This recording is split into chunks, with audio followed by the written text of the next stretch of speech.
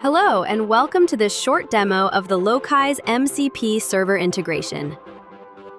Here we have Taskly, an app that's already internationalized and connected to Locize from a previous video.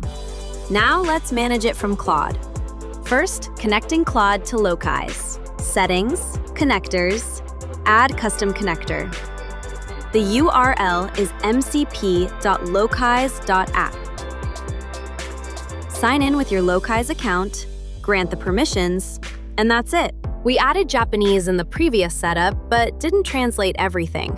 Claude checks the reference language against Japanese and returns the exact keys that are missing, with the English values, so you know what needs translating.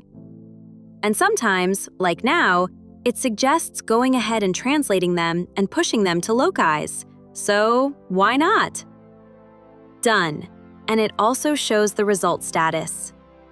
Let's verify Claude isn't lying. Yes, the translations are there. Now, let's say we just added a new feature that needs a new string in the code. Here in VS Code, I tell Claude, report the missing key to Locize. I'm not sure if we have the automatic translation workflow enabled in Locize, so let's check that via Claude as well. It is. And the translations are already done. Now, if I remember correctly, the production version is set to manual publish mode, so we'll need to trigger that separately. Publishing is asynchronous.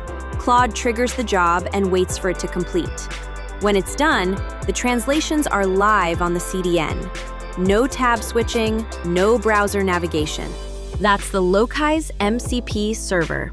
Connect once, and your translation workflow is available wherever you're working. Thanks for watching, and happy working with AI.